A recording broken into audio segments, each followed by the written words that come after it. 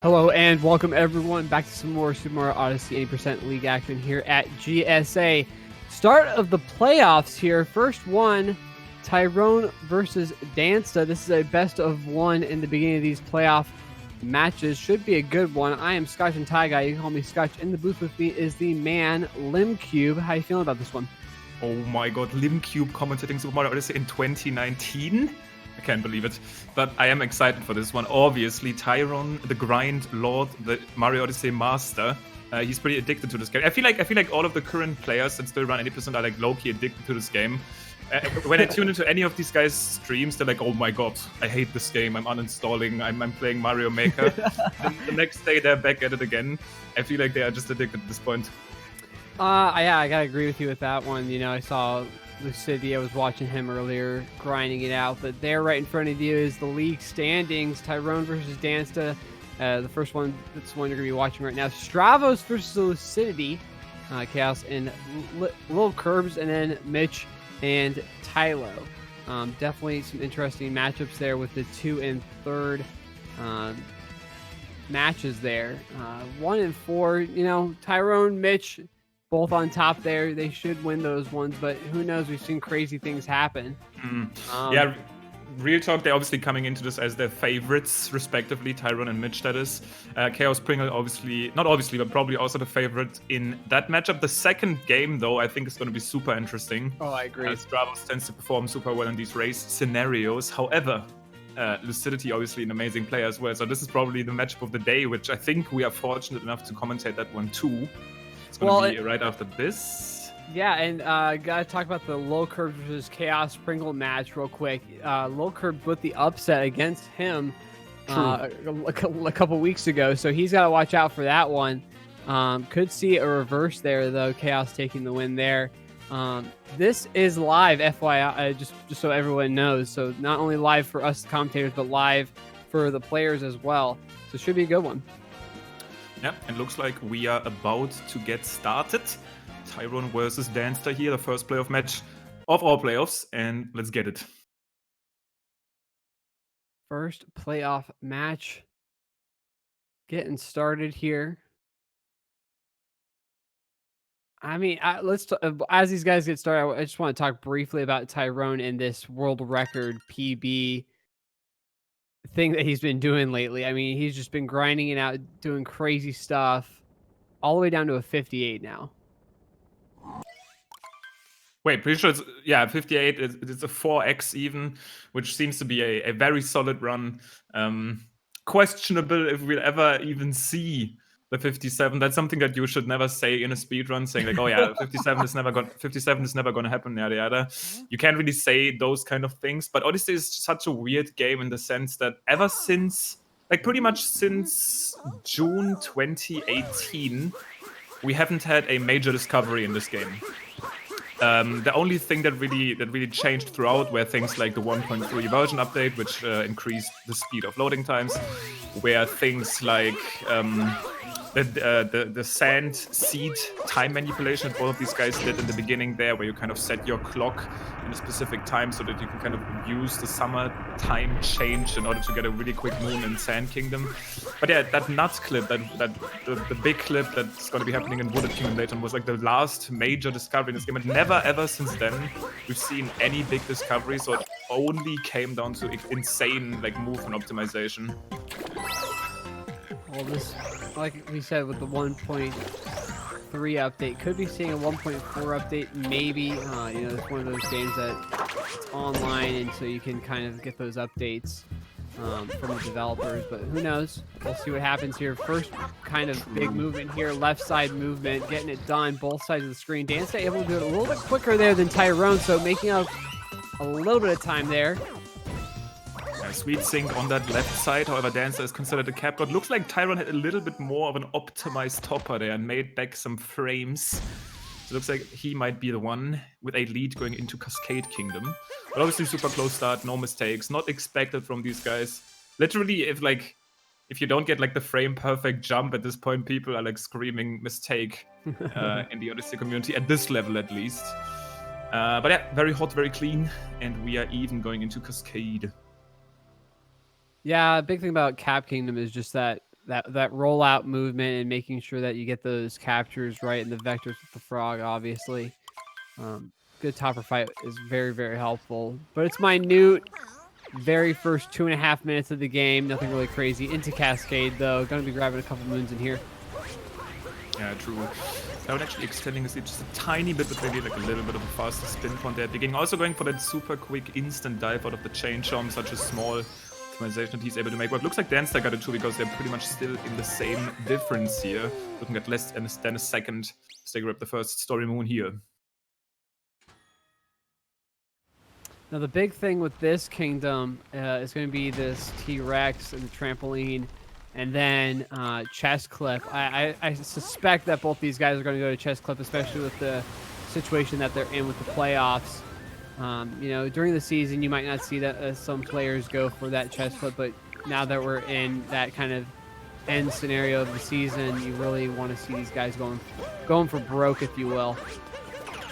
True, and that's the interesting thing. Chest clip back in the day in the 1.0 version was kind of required because runners were actually able to skip that first story moon. You can still do that, but the boss fight that they're about to enter would not trigger if you did that.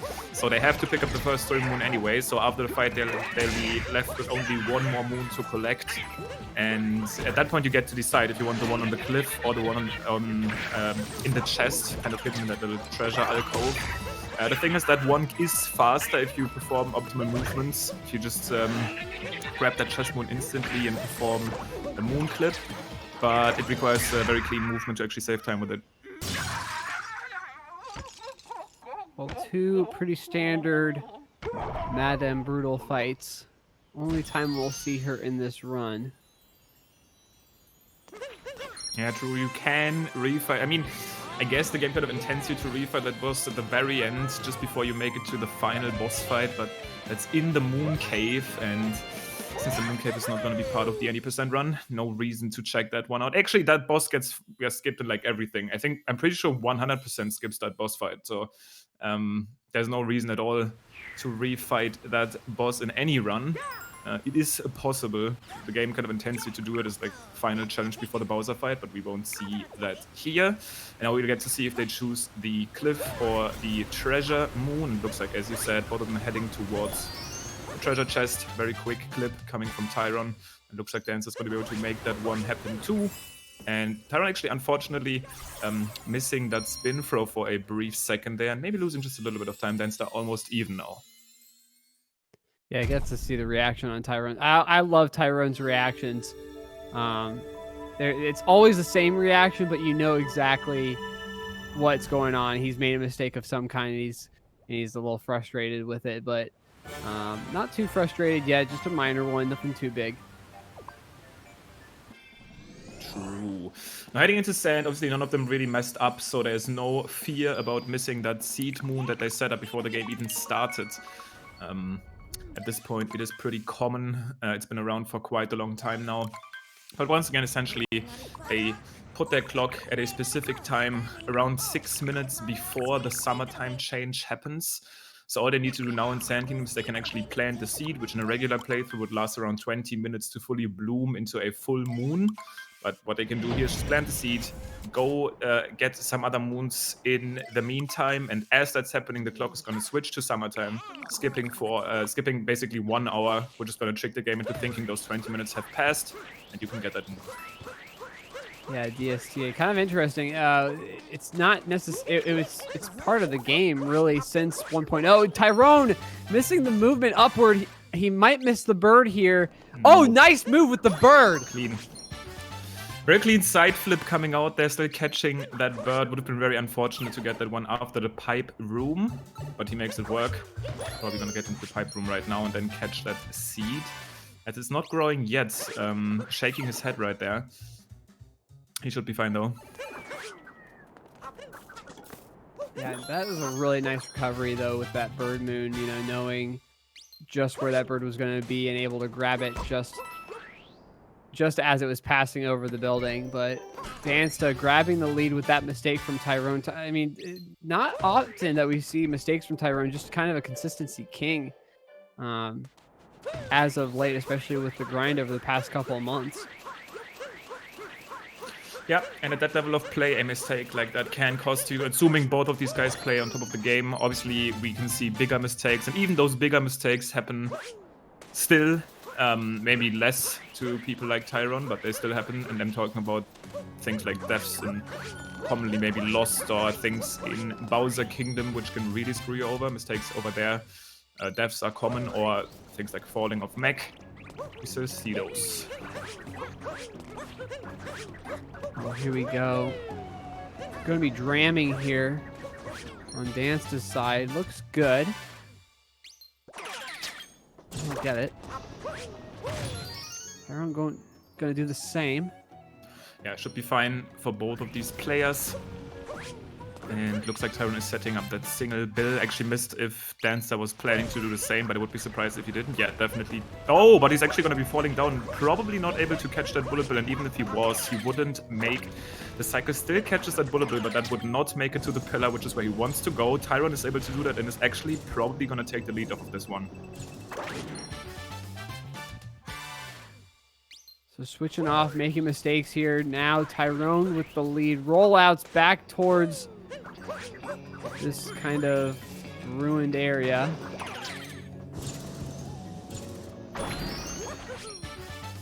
And the next big thing here is going to be Jaxie's skip. Really critical that you grab it the first try, because if you fall down, it's an instant death, and you lose a ton of time here. Yeah, there is some trick jump shenanigans you can do to actually stay alive. Some rainbow spins, mid-air cap return jump shenanigans. Don't actually ask me for the terminology. You can stay alive, but even then, you would lose a lot of time. There's no quick backup move you can access at this point, so you would need to make it back up to the bullet bill dispenser and then glide your way over. But both of these guys making it look easy, which, to be fair, it is not that hard once you play the game a little bit. But yeah, that mistake, if it was to happen, is super unfortunate. All right, moving over. We'll grab this moon on this little mound here, and then notes. Big thing here is just the one throw that you want to get it done. You don't want to throw again. Doesn't lose too much time, but obviously we're trying to be optimal here, especially in the playoffs. And Dansta taking a fall. Not able to get the jump out. Is he going to be able to grab these notes? No. Yeah. Oh, yes, he is. Just barely. Like even if he fell down again, I feel like he would have made it. That timer lasts for so long. As soon as they start blinking, you probably still have like 5 seconds. Really hard to miss that one once you actually know what you're doing. But TYRN getting a super clean single spin throw notes, and it's going to be warping back to the Odyssey, which is not really surprising. Everybody is doing that at this point, but we knew ever since Sand got rerouted that it's technically faster to roll back to the ship if you get like the perfect rolling movements in. I'm not sure if TYRN has ever tried that, and if he's just like, yeah, there's no way I'm actually fast enough with my rolls to consistently save time with that. But at the level he is, I thought like maybe people are switching to that now. But warping is just so consistently fast that I guess this is not something we have to do yet.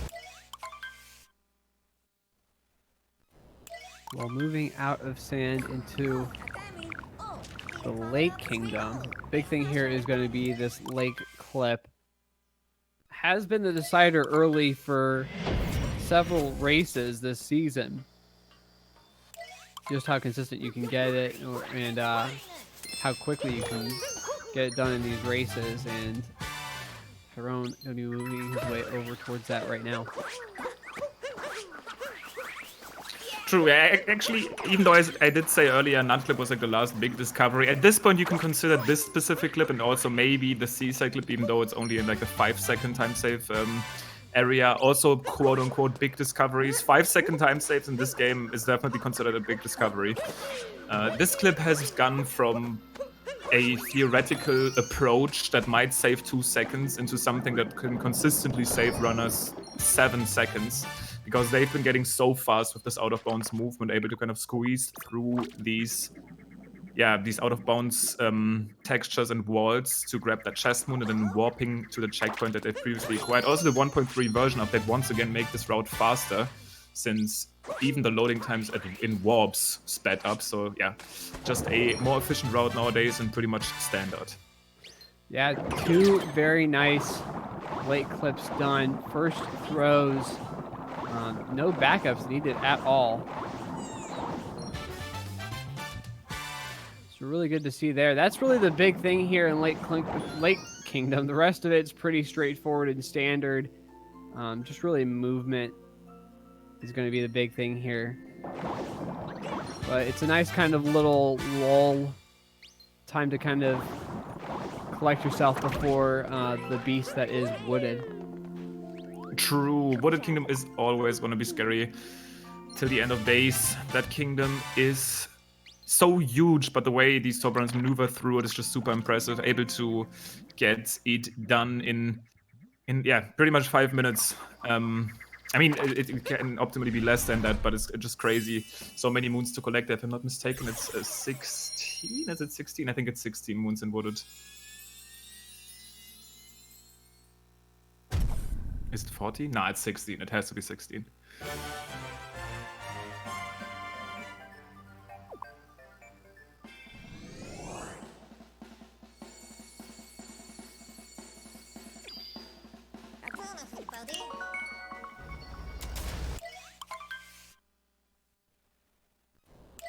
Well, into Wooded now. And a lot of big stuff in here. Nut Clip, as you were talking about earlier, being the big thing early. Yeah, it's going to be happening fairly soon. I actually didn't really catch... I didn't really keep track of the coin counts, which with the current routing can be a little bit scary heading into this kingdom and then also later into Metro. You want some extra coins there. I mean, I always like having some extra coins. So for example, Dansta right now, he's at 107. He's about to spend 100 at the shop here to buy a moon, which just happens to be one of the fastest moons in the route. I mean, fast enough to be in the route is basically what I mean. And then he's going to be left with 7 coins. Later on in Metro, he's going to be probably, at least at this level, opting for a moon that requires you getting the slots mini game done in your first round. And playing that slots mini game costs 10 coins. And at this level, once again, it's very rare, but if you were to fail it and you don't have 20 coins and then you suddenly sit there and you can't play the game again and you're kind of like missing a moon, something that can be quite unfortunate. Now, once again, at the highest level of play, you can actually technically get a coin hint art in Cloud Kingdom without any time loss, which is actually really tight to do, and I am not completely sure which runners are currently opting for that. I've seen it quite a few times now recently, but I'm not sure if Dansta is going for that one. TYRN, I would think, is trying it. We'll see. But Knuckle looking very good there. TYRN getting it immediately, and Dansta able to make that work for himself. It's going to have to be sure with this out-of-bounds movement. He's had trouble with it near the end of the season. As you see, they're having to reset up to grab the moon and then pop back inbounds. TYRN having no problem with it at all. Now making his way over towards this nut move before making his way.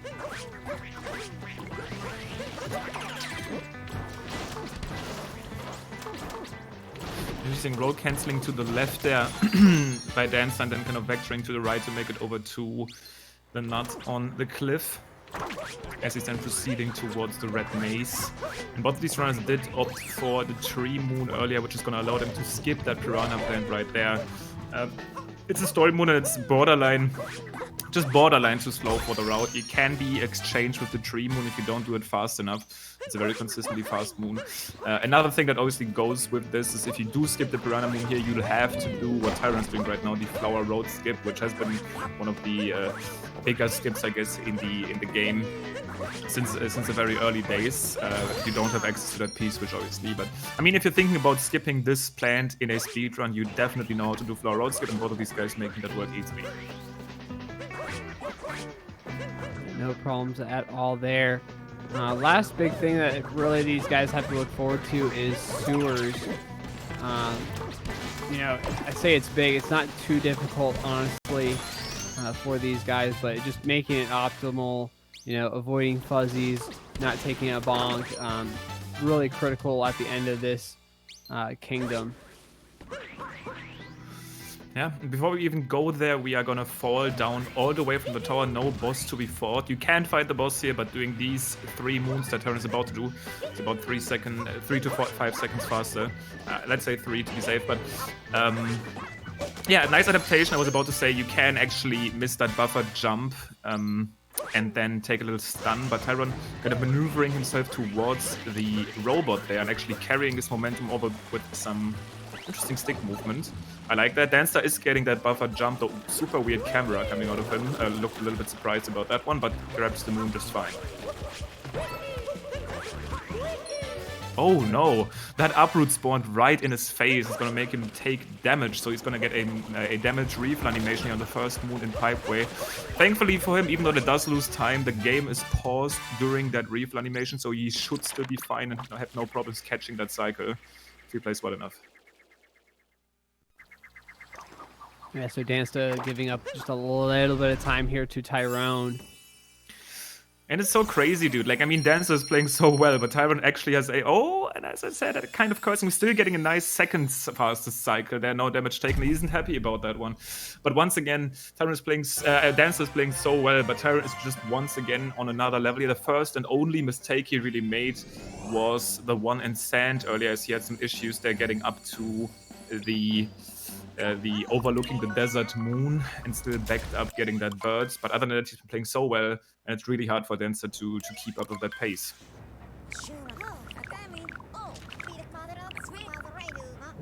Out of Wooded now, and heading towards Lost.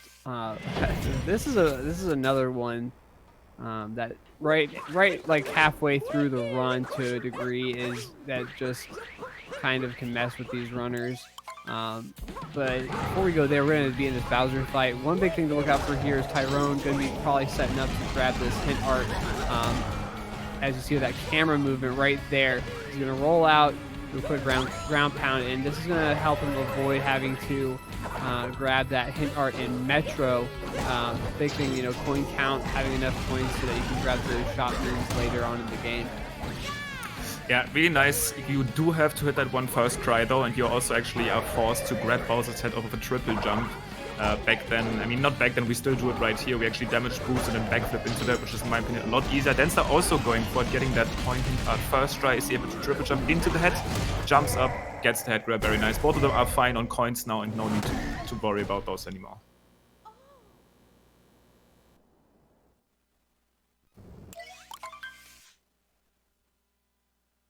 Well, out of Cloud Kingdom now into Lost. And this one, you gotta be careful. Taking a fall oftentimes means a death. Yeah. And we don't grab any checkpoints really throughout this whole thing, so you go straight back to the Odyssey. Yeah, for sure. And this is where a mistake like TYRN did earlier in Sand, where you missed like one dive. Okay, this is only a bonk, no fall yet. Can cost you a lot more than just like 10 seconds. As you said, there's a insta-killing death poison below the kingdom here. And he's also actually traversing through quite the like high sections. Like if you bonk here, you not only bonk, you also fall for like 5 seconds, then you die, you respawn, blah blah blah. And you don't want to make those mistakes. The Dansta a little bit faster through that section, avoiding the bomb. But TYRN able to kind of recollect himself. Doing a nice job.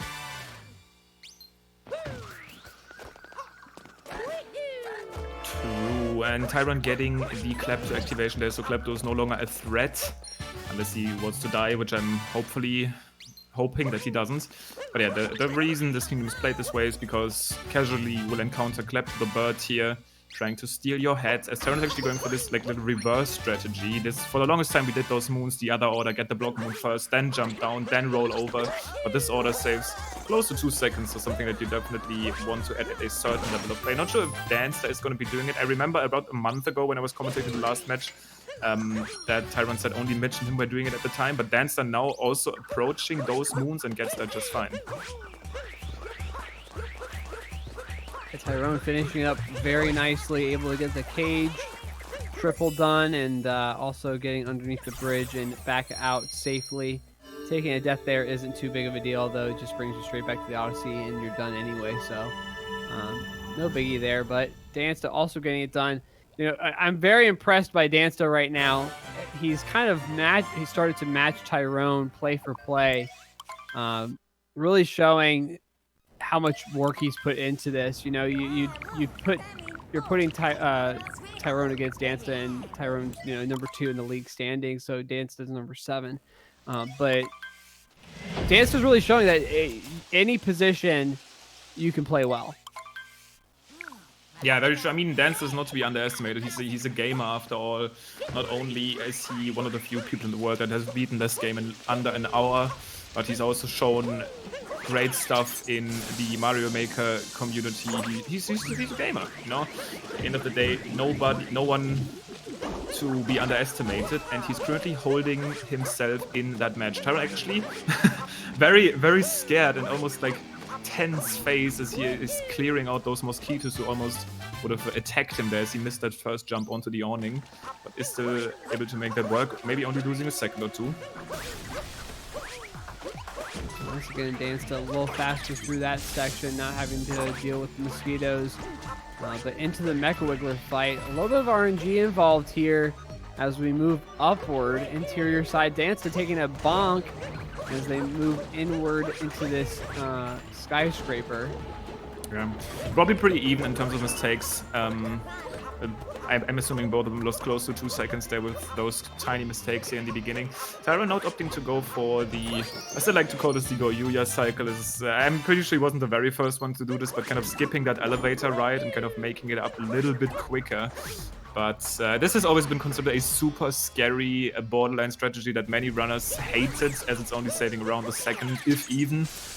Looks super flashy, but none of these guys opting to go for it.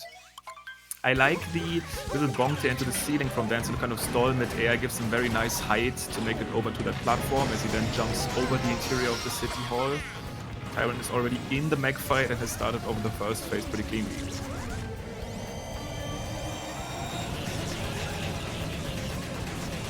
see there, TYRN kind of aggroing the Mecha Wiggler to the building to kind of make that fight a little bit quicker. And then finally moving him over to this last building, which is where the Mecha Wiggler ends up anyway. So you just kind of want to make that animation as quick as you can.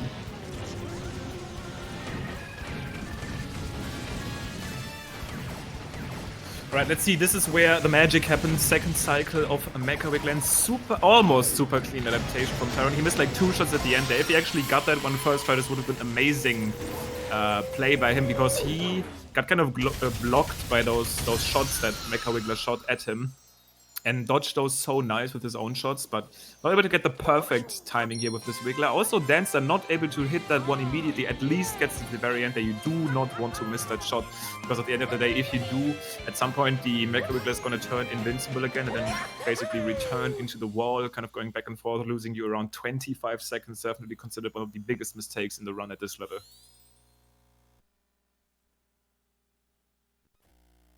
Well, out of this Mecha Wiggler fight, into Day Metro, kind of similar to Wooded, where it's just one of those longer kingdoms where you grab a bunch of moons, and also there's just a lot of tricky movement. The first one to start is this scoot clip. You go try to do this drive-by first try. See if we can see that hand movement from either of these guys. Seeing the leftover right there from TYRN. Uncommon, very uncommon. They're missing the school clip. Actually, he has to back it up twice and gets it with a little bit of a 360 there. But this is actually going to allow Dansta to immediately catch up a little bit. Definitely one of the bigger mistakes you can make in this kingdom. Is still, oh wow, Dansta actually missing the scooter entirely, also losing around 2 seconds there, and is playing it slow, but at least gets the clip first try, so overall should come out on top as we would compare these two. Also going for a little get-up animation there, something that I rarely see on that movement. But he's holding himself in this. And now it's almost time for slots. Probably the hardest and most, I think the coolest, at least part to watch in Day Metro is this movement here into the shop, then from the shop into Bullet Building until you warp. Super exciting and really hard. Dansta is actually getting blocked by the taxi there, and is definitely getting screwed up by this. If you're a little bit too slow at the beginning, the taxi cycle will be affected. I'm just losing some additional time to that.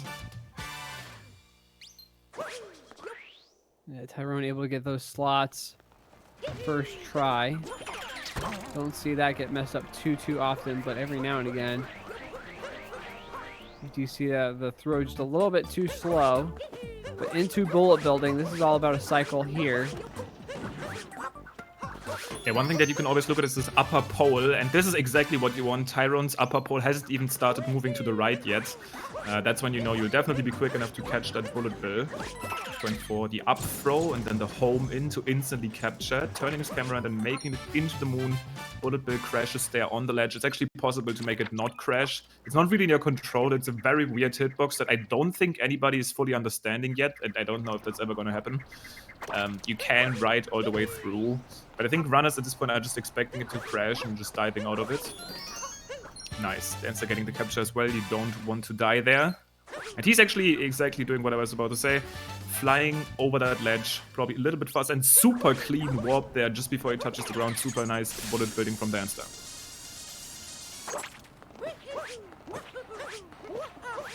Alright, we're gonna... momentum though.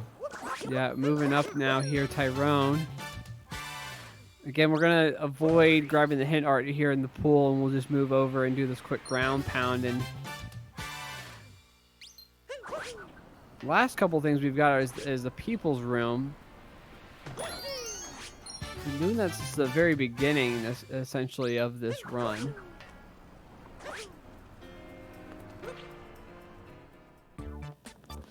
True. Also very fun room to optimize. Not too much to do. You want to hit that switch as fast as possible and roll all the way over. And then the movement to get to the second moon has been developed and changed a little bit throughout this speed run. Actually going for a cap dive into a dive on top of the trampoline now. At this point, at one point in time, I always knew what would be the fastest movement. I'm not sure if this is just the fastest movement or something that's consistently fast. Not even going for that metal thing at all, and instead kind of cancelling that jump with a cap dive. I like it, I like it. Dansta very disappointed that his roll cancel didn't actually make him grab the moon instantly. Yeah, having to run back to pick it up. Losing a couple seconds there with those few moons at the end of day Metro to TYRN. So TYRN kind of extending his lead very slightly. Not much. The lead hasn't been more than, what, 15, 20 seconds this entire race? So keeping it close. Yeah, absolutely. And TYRN, actually, it's hard to say. They both made a little bit of mistakes here and there, especially in the day portion. TYRN especially at that scoot clip at the beginning. And there was like one more thing. I can't remember. But Dansta also having some issues there, then also having some issues with the taxi, and at the very end also not grabbing that people's room moon instantly. But now it's time for Snow, which is, in my opinion, not the most exciting kingdom, but something that you also want to optimize. Uses 2 sub-rooms to get moons, and then at the very end we obviously have Snowdram, which turned from one of the hardest trick jumps in the game to something that people can do with their eyes closed. But it is possible to fail still. A little bit of cockiness, and suddenly you might fall and lose close to 20 seconds having to do it again, and you have to do it until you get it. Because if you decide for the Snowdram route, you are basically forced into getting that moon at the end. Early mistake here from TYRN, doing a ground pound while swimming for some reason. Not really sure what happened there. Maybe just a misclick. Dansta also with a slight mistake. Not a direct route straight.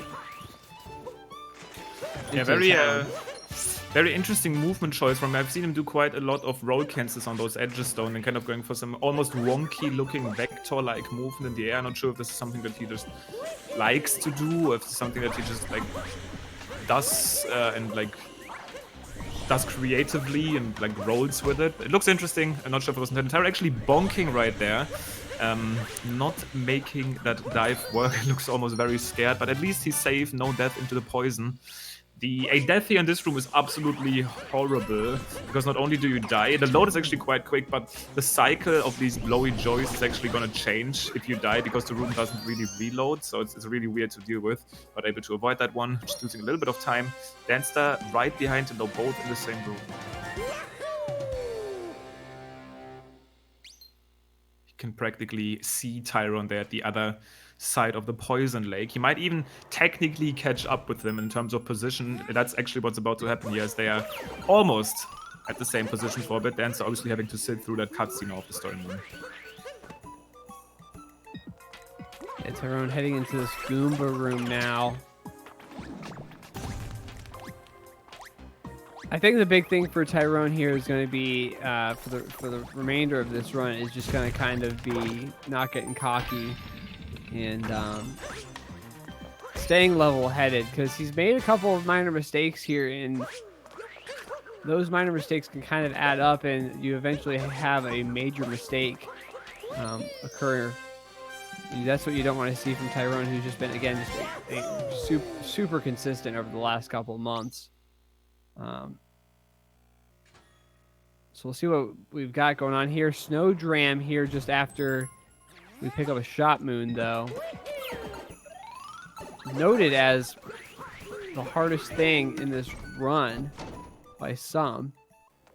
Getting the right talking to the right shopkeeper or that's our Snowdram. Like I've seen people lose runs in the shop. Don't worry. Like I've seen a ton of people lose runs in the shop too. Like coins, talking to the wrong guy, buying the hearts. We've seen it all, honestly. But yeah, I mean, for new runners, maybe Snowdram is like for a little while like the hardest jump, at least. But on the level that TYRN and Dansta are at, I think other parts may be considered harder. Things like the absolute optimal shards, which I'm not even sure if anybody is going for. But yeah, TYRN gets this easily first try, not able to get the optimal movement back as he's not getting that little cap bounce to maybe get a little bit of more vector speed. But I like it, making Snow work very well. Let's see if Dansta's able to do the same. Nice vector here, has some good height and should be able to get that easily. And fade out happening here on 34.04 for TYRN. As Dansta is getting a 34.10 globe hit, so we should be around 26 seconds apart here. TYRN in the lead. Yeah, really good to see two really good Snowdrams. Both, you know what I appreciated from both of them is taking their time setting that up. Not choosing to go for like an insta setup, just taking their time, setting up the camera correctly, knowing that, okay, if I miss this, it means either I give up the lead or I really give up my ability to catch up, possibly. So taking their time on these bigger kind of movement heavy sections, heading into the seaside now. Yeah, TYRN actually messing up his movement a little bit for that first moon. Had to back it up just a bit. Maybe losing around a second there. Let's see if Dansta can make it up if he gets a... Oh, also getting a ledge grab. Interesting. Both of them actually making very similar mistakes in this race so far. I think Dansta probably lost a little bit less time. I don't know that ledge get up animation. I mean, this is not Smash, but this is kind of what it is. Looks at least a little bit faster than what TYRN had to do there. But also not getting that spin pon buff and slides on the wall. So right now we are probably about even when it comes to seaside completion. And both of them, actually not both of them, but TYRN already done with the arguably harder moons here. The moons on the dry part of seaside. After that is just hopping into a cheap capture, breezing through the water. And then at the end of the kingdom, we'll do one more wall clip, a very specific one using the cheap. Then we'll just head back. Yeah, notably that cheap clip, I've been told by multiple people it's the easiest clip in the game. True. We have seen the big thing is the position of Mario when you recapture the cheap. Yeah, that's pretty much all. That's it. Yeah. That's like the one big thing. Dansta not able to open up that chest on the way over there, so having to kind of come back and open it up. Well, actually, it's not super true. There's like a couple of clips you can do as a casual in Metro Kingdom where all you need to do is like ground pound roll in a specific place. But when it comes to the speedrun, this is probably the easiest clip to save time with. Well, here we go. Cheap clip from TYRN. The big thing here is going to be staying out of bounds for this moon grab right here, but he should be safe. Yeah, you want to be just close enough so your hitbox extends with that attack. That's actually an attack. When you shake your controller, the cheap spins around. And that attack actually extends its hitbox. You will pick up the moon while still staying out of bounds and then enter the Sphinx loading zone. That's what that loading zone is. Usually you are supposed to answer a riddle. swings there, and we just pick up that moon that way, making it super fast because we already have to warp here at some anyway at some point, so that's the best place to do it. Out of Seaside. I hope y'all are hungry because we're heading into luncheon now. Let's get it, luncheon. Kind of similar with Wooded and Metro, one of the, just that a longer kingdom with extremely movement heavy. Yeah, it's actually even. I don't know about scale in terms of the actual scale of the kingdom, but it's technically the second biggest kingdom in the game because we are forced to get 18 moons here. There's only Metro that has more. Metro has 20, and then we have Luncheon with 18, and then the other kingdoms that are high moon counts are Sand and Wooded. But yeah, 18 actually the second highest in the entire game.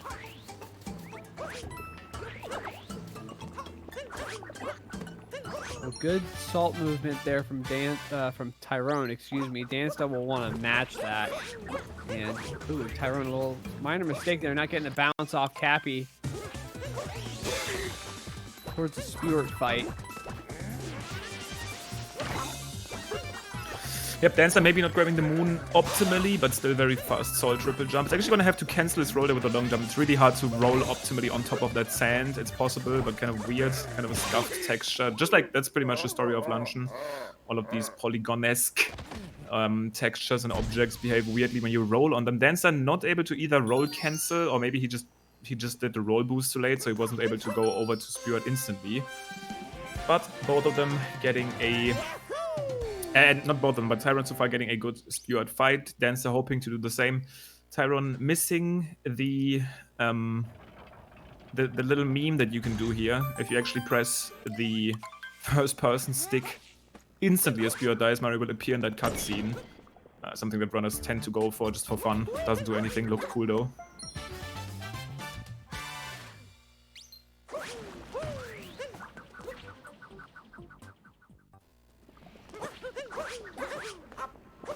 Here we go, TYRN really making his way into the heart of Luncheon now. We talk about these polygons, just really weird kind of cliff sides. You know, if you play this casually for the first time, you might not realize what angles Mario can and cannot stand on or run on. These runners obviously have been playing this for a long time, so they know exactly where they need to go. But every now and again, they have a slip up. And, you know, it can be difficult. Yeah, I mean, that's pretty much... yeah, exactly. Thank you, game. What Danster showed right there is pretty much exactly what I was talking about. Kind of just bonking against an invisible wall, which wasn't an invisible wall. It was just, once again... It probably... Actually, no, never mind. It probably was. That's how these things are probably coded, with, weird collision. So he was able to bonk there by just rolling up.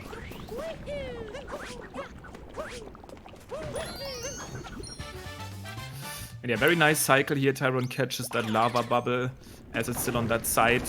At some point in the game, we actually did some camera manipulation to get that cycle, but nowadays runners are so fast that they don't even need that anymore. TYRN into the forks room now. This has been super optimized. True. Such a sick sub-room. At the very beginning, Super Mario Odyssey, this room wasn't even considered fast enough to be in the run. And instead, runners got the Podubu sub-room close to the meat plateau at the very end, which at this point in time is probably 2 or 3 or 4 seconds even slower than this, just because it's been so heavily optimized using those up throw, motion control cap throws. And also even some camera manipulation too to kind of affect the cycle of these cap extenders. Well, there it is, forks from both these guys. You know, last season we could skip this cheese switch in this whole kind of cutscene, but we can't anymore. Rip. F in chat to that clip. Turnip clip F.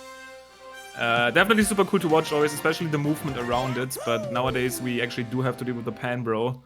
Yep, unfortunate.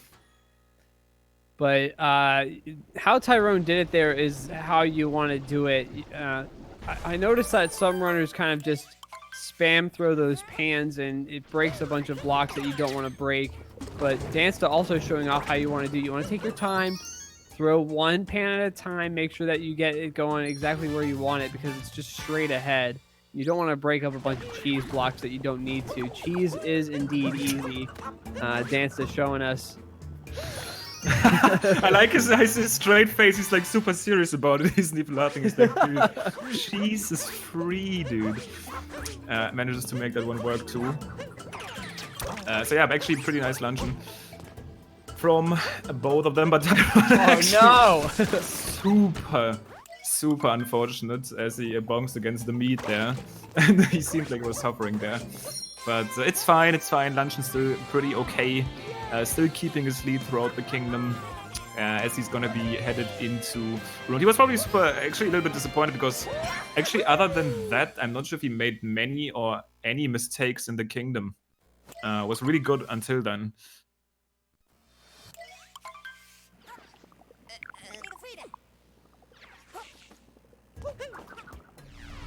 Yeah, so both these guys are gonna be heading out of here now. Getting close to the end game. We got Ruined, Bowser's, and then the Moon, of course. Yeah, Ruined. That's pretty much it. Ruined is a resident sleeper. Just a little bit of a break. I don't know. I haven't really watched many attempts of this game recently. I'm not sure if there was any meme Ruined death in any current runners' attempts. This is something we've seen as the game came out. I remember Sui Sega at some point as he was going for the first 101 ever had like a Ruined death in there.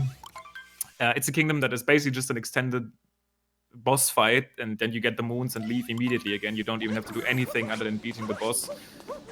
You can optimize this a little bit, hitting the dragon as fast as possible. That beginning movement that TYRN just did very well can be optimized a bit, but other than that, it's just, yeah, chilling. Well, as we go into this kingdom again, as you said, kind of a sleeper kingdom. A couple quick tidbits of info for y'all. Make sure to check out the commands in chat, exclamation schedule for the full schedule of everything that GSA has going on. Everything is scheduled every single day. Monday is Super Mario Odyssey. Tuesdays are Task Tuesdays. Wednesdays are World Record Wednesdays. On those days we have pre-recorded runs for you. Task runs on Tuesdays, obviously, and World Record runs on Wednesday. Thursday is Super Mario 64 Division 2 and Celeste. Friday is all Division 1 of Super Mario 64. And Saturdays and Sundays are dedicated to the Super Mario Maker 2 league. So make sure to check out the schedule to see what races are coming up, who you want to see. It's all there for you. Exclamation point bracket, full bracket, league standings, how many points each runner has. Now that we're moving into playoffs, they'll have the playoffs in there now. Playoff brackets. Exclamation point merch for the merch. Shirts and hoodies, fresh, clean looks. And then we've got the Onyx. Exclamation point Onyx for chat.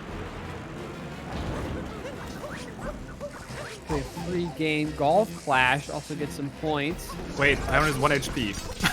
Just saying. Yeah. I don't know how that exactly happened, but okay, he's fine though. Usually we call this a sleeper kingdom, but TYRN with 1 HP. I had to be careful there. But he gets out of there just fine. Yeah, thankfully. Dansta now also about to go into the last phase. They're actually super synced up when TYRN was going for the second hit and Dansta was going for the first. But one phase apart is actually quite a lot at this stage of the game. But yeah, Bowser's and Moon are yet to come, which are both kingdoms where huge mistakes can happen. Probably the kingdoms where the hugest mistakes can happen, other than maybe falling into the deep woods and wooded or something, which is, yeah, at that point just go next. But yeah. Heading out of Ruined into Bowser's. Real quick, finishing that plug up. Exclamation point Onyx. 500 Onyx points get you a free sub. We would love it if you used it here at GSA, but of course you can use it anywhere. Check in every 12 hours with that exclamation point Onyx. Get some points. And then we've got the YouTube channel, !YT, !YouTube for the YouTube channel. All reruns are there. If you missed a run or if you want to rewatch a run, make sure to check that out. And then we've got GSA Legends coming up in November. We're teaming up with Beyond the Summit. Fuck you. And out in California. So if you can get to that, we've got tickets for that Legends in chat. If you can't go, it will be live on the Beyond the Summit Twitch channel. Yeah, can't miss that one. For sure, now TYRN is making his way to the Stairface Ogre. Best enemy. Gets that one with a quick spin pound. And then not too many moons to get here in Bowser's, only 8 actually to move on to the moon. At this point, the game doesn't tell you that. The game kind of leads you on to thinking that this is the final showdown. Then Bowser just dips. He's like, see ya. And is going to the moon and dropping down the Brutals once again in the Big Mac, which is going to be a very tense part of the run. Well, and it's interesting you say that. As the season has closed, it's really been the make or break for racers. Notably, Chaos Pringle losing to Little Curbs last week because of a mishap in the Mecha Brutal fight. And it came down to 5 seconds difference between the two racers. Little Curbs taking the win. Dude, this is so OD, actually seeing triple jump shots in 2019. This is something that Shaden did like 2 years ago or something. And at that point we were like, oh yeah, that's faster. And then we started not doing it anymore, doing like different movement, and triple jump shots actually turned into a meme. And then once again people came and said, oh wait, we can actually do this. Okay, Dansta not getting it, but there's still a very, very tricky and finicky jump to get over that roof there. He's actually going to miss it twice, and this one's actually hurting. He's getting quite angry over there. Hopefully he's making it work this time and barely makes it onto the roof. But yeah, this movement proves to be, once again, even faster for shots, making this section even more crazy.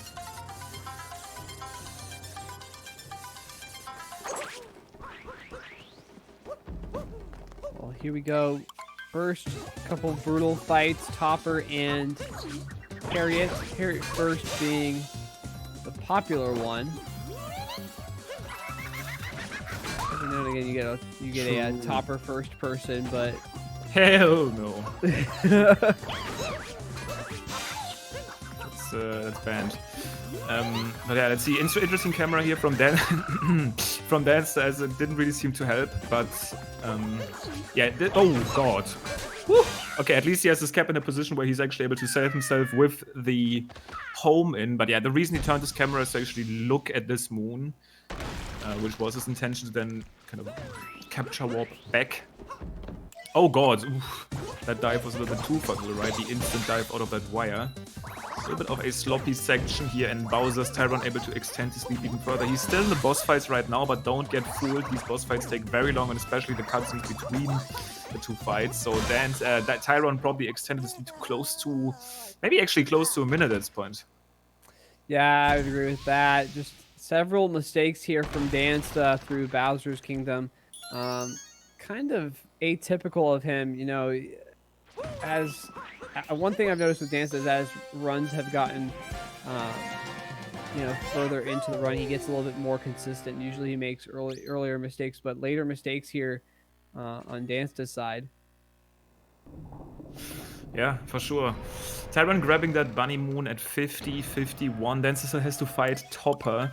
So yeah, we are probably looking at a minute, if not more, in terms of the lead here from TYRN. And the only things that can really cost TYRN the game here would be a crucial mistake in the mech fight, or maybe even something bigger in Moon. But let's not comment on that yet. There's still a little bit of gameplay to be had. TYRN now making his way up to the mech fight.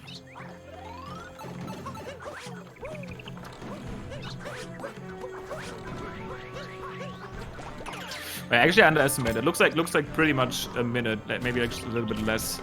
Dansta is going to be getting the moon here at 46. So actually 55 seconds between TYRN and Dansta now. TYRN moving upward. This mecha fight, you know, this is This is a fight that these guys have practiced several times. Many times, many runs, obviously. But very susceptible to mistakes just because of what the movement that is, just because of the movement that's required here. So either runner making a mistake here could change up the fight. Good job here from TYRN, but Dansta having trouble there with the boxes. My goodness.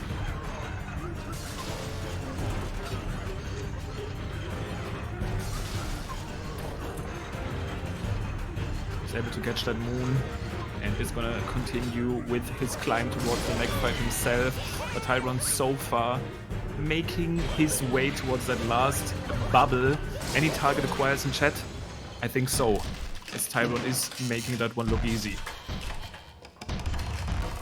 Yeah, not really much else for TYRN to mess up with, and not really a whole lot of areas for Dansta to make up time. Really the last thing that Dansta can kind of hope for from TYRN is to mess up. Oh no, Dansta falling down, not able to stay up top or get up top to begin with. Okay, this is Monk. No, he's fine. At least gets a climb attempt to go on a second try. And still making that work just like it would have been at the beginning. It's actually just a little bit weirder to climb if you don't do it from the get-go, because you really get used to starting your climb from like the fade-in, from like the black screen. So it's actually super weird to do it when the fight has already started, but then start making it look easy, not really struggling with that on-the-fly backup. I like it. So as long as he's able to also clean up the fight here, he has at least just a tiny bit of a chance left, as TYRN obviously still has to go through the Moon Kingdom still, with potential to lose a lot of time, specifically in the outside section or in the escape section. The outside section, even though it's pretty straightforward to do, just always has that threat of a death at the moon skip section. It sounds a little bit weird, but it's actually something we've seen multiple times in a race scenario. If you fall there close to the Sphinx, might respawn back at the Odyssey, losing you a lot of time. Mm-hmm. No, you're exactly right. And again, it's really the only spot that Dansta has left, unless we see something weird from TYRN and he takes a fall during the escape section. But I think that's extremely unlikely.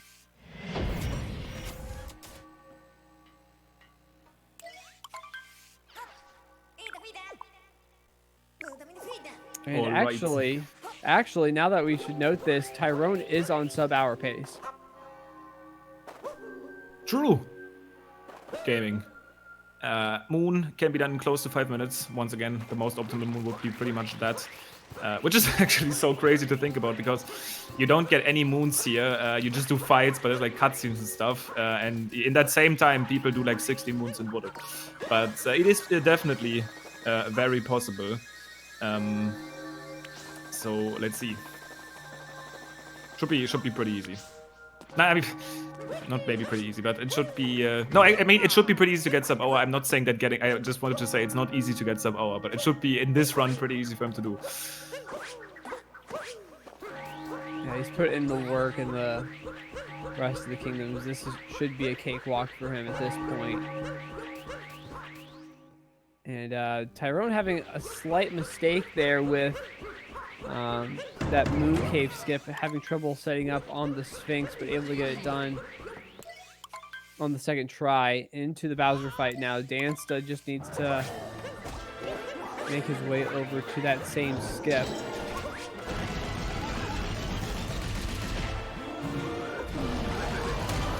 Interesting jumping position there from Dansta, going for those vectors. Actually, a pretty unique spot that I haven't really seen yet, but once again, I'm washed. So maybe that's what people do now. Actually didn't really pay attention on what TYRN was doing. Who is currently in the Bowser fight and already doing some damage now in the second phase.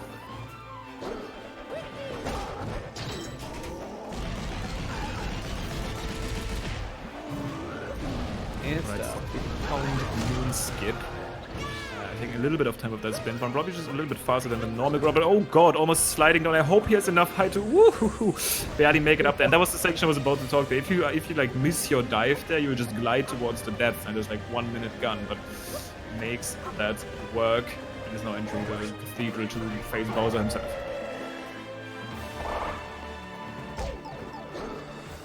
Yep, and TYRN just needed to get this last couple of punches in on Bowser.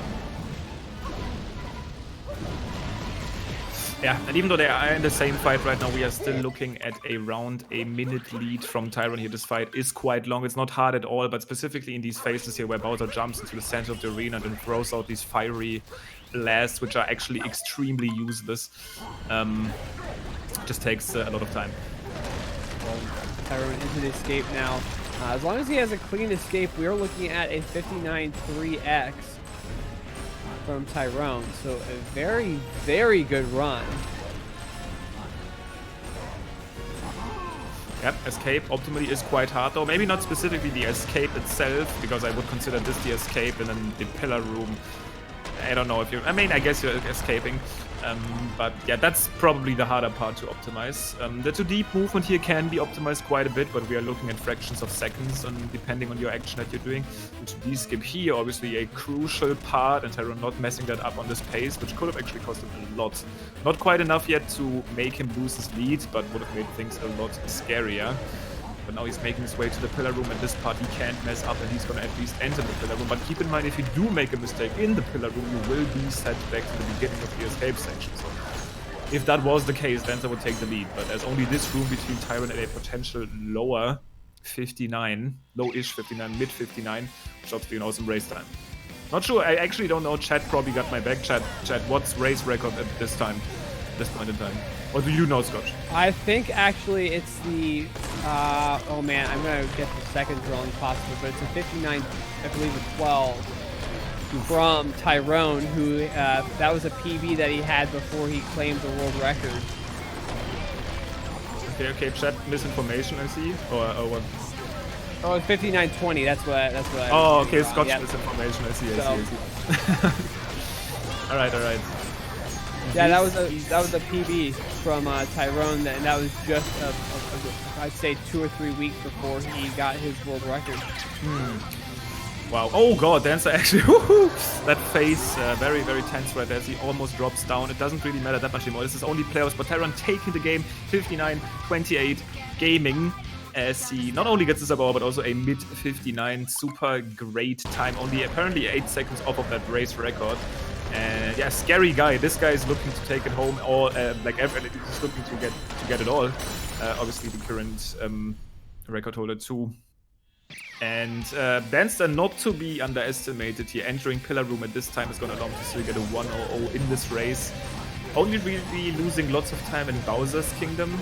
I would say specifically in shards, and then also the section afterwards where he really started bleeding out a little more. But other than that, super good showing too. This is a best of 1, so TYRN is going to continue his way through the playoffs here. As we move into semis later, we will switch off to a best of 3 format. But yeah, that's going to be TYRN proceeding, and Dansta going to be dropping out. Still amazing run. Like a 100 4x. Most likely. A 48, 47, 48. Good stuff. Actually, this number looks really familiar. Was that record at some point? I feel like that was record at some point. 10048. I remember. I think Chaos at that time. I don't know. I feel like that number looks familiar. But good stuff, dude. Good race. Yeah. Two good runs. I mean, a 10048 isn't anything to sweat at. That's definitely a good time overall. But big GGs to TYRN. TYRN and Dansta both joining us in chat now. TYRN, congrats. Yeah. Walk us through, real quick, walk us through that run. Okay. Terrible Sam got an input drop during the GSA movement. I don't know if you guys noticed. Yeah, blame controller, okay, yeah. Blaming my controller, yeah, that's step 1. The rest was good. What's step Except 2? Metro. Step 3 is profit, I guess. In this case, true. Clip. I'm not surprised Scoot Clip hacked me. Like today, I messed it up. you actually lip sync, if you actually check my lips, I am saying yep. As soon as I missed it. Yep. So you were ready. You were ready. Yeah, I was. Everything else is pretty solid. Oh no, actually, snow. I lost 10 seconds in snow as well. Yeah. Wait, did I miss that? What happened there? Joey room, I bonked. Oh, true. Moon. Yeah. Okay, I actually remember now. Yep, yeah, true. But other than that, I can't really remember much. That luncheon was actually pretty crazy until that like last bonk on meat. I messed up the start. I lost 2 seconds, I think. Rest was pretty clean, so it was 609 pace or something like that. Oof. Not even doing spearhunters in 2019. Interesting. But good stuff. TYRN18 is going to move on to semis. You do not know yet who you are going to be versing. We will see that as the evening continues. But yeah, good stuff. Dansta, also pretty good showing. I just said, I kind of like recap. I think that run was pretty solid, other than like maybe Bowser's and stuff. But I mean, let me know. What do you think? Yeah, I pretty much lost time in all kingdoms other than Lost, I think. So it wasn't great, but I mean, I didn't go into this expecting to win, obviously, and he also beat my PB by 8 seconds. So I can't do anything about that, you know. I mean, I think you played well. You played well still, and it was like a good showing. Definitely not a bad run, in my opinion. Also, I'm interested. Is there like a meme behind the cheese is easy thing? Is this something that people like always call hard, or why did you have that? Like, yeah. Everybody always called that hard and didn't know that just throwing the pants individually is faster and easier. And okay, it's not faster. I basically I know. Now people know. But I basically started to make everyone aware of that, and so I have had that sign for almost all league already. Yes. No, I see people always like spam pants and then they like tilt, but it's actually easier if you throw them more precisely. I see. Okay, good stuff. Dansta showing us the truth, and cheese is easy. Oh yeah, that's true. Now Dansta, unfortunately, getting knocked out here. What are you going to be doing here on out? True, off season. What's the plan? Grinding, obviously. Grinding continues. Yeah, of course. Oh I gotta get that 58. These guys are actually I still have to prove to my brother that I can get the world record in this game. Yeah. Oh my god, dude. These guys are addicted. It's over. We try to deny it.